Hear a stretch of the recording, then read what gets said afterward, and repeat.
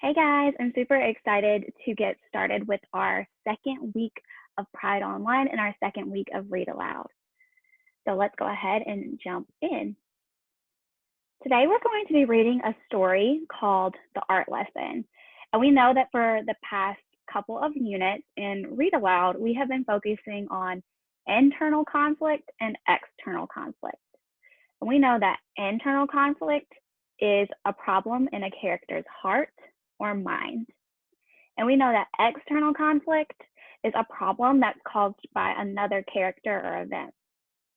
Now in Read Aloud, we're going to start focusing on the lesson. The lesson is something we learn from the text that will make us better people. It's something that we can learn that will make us awesome job. And so as we read the art lesson today, we're going to think about what lesson can we learn from the text.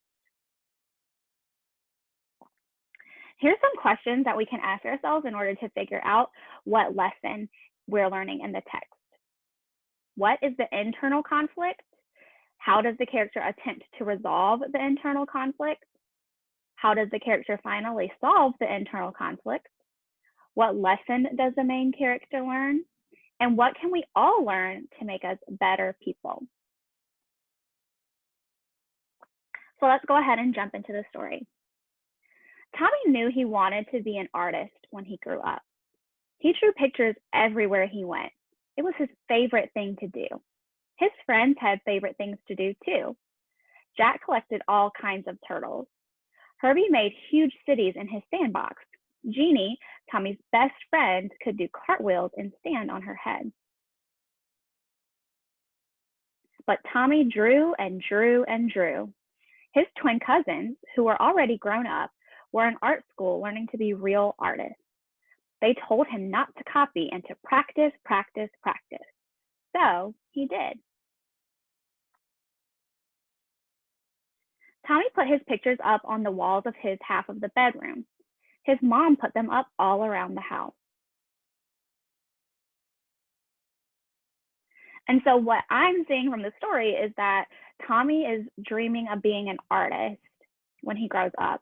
That's why he practices and he draws and draws. This is important information about the characters, and it usually helps us to understand the conflict. So we should keep this in mind as we continue to read. His dad took them to the barber shop where he worked. Tom and Nana, Tommy's Irish grandfather and grandmother, had his pictures in their grocery store. Nana Fall River, his Italian grandmother, put one in a special frame on the table next to the photograph of Aunt Chloe in her wedding dress.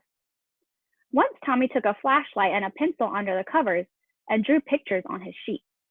But when his mom changed the sheets on Monday and found them, she said, "No more drawing on the sheets, Tommy."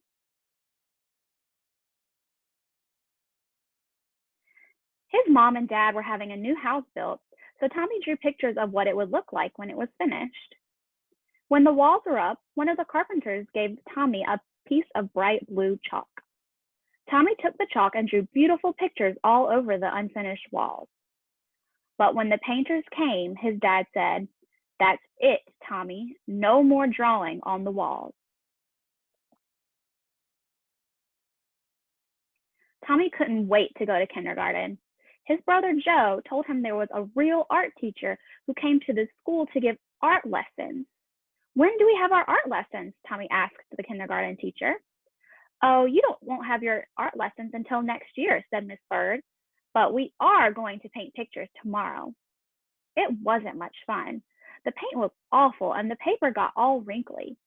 Miss Bird made the paint by pouring different colored powders into different jars and mixing them with water.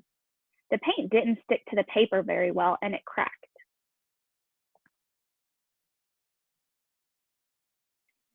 If it was windy when Tommy carried his picture home, the paint blew right off the paper. "At least you get more than one piece of paper in kindergarten," his brother Joe said. "When the art teacher comes, you only get one piece." Tommy knew that the art teacher came to the school every other Wednesday. He could tell she was an artist because she wore a blue smock over her dress and she always carried a big box of thick colored chalk.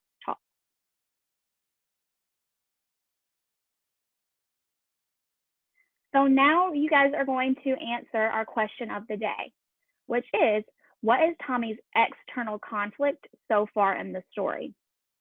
You're going to answer the question in the Google Doc below, and make sure to use your resource in order to answer the question completely. Remember that the external conflict is something that is a problem caused by a character or event. So I want you to think about, what is Tommy's external conflict so far in the story. All right, guys, I'll see you next time that we do a read aloud.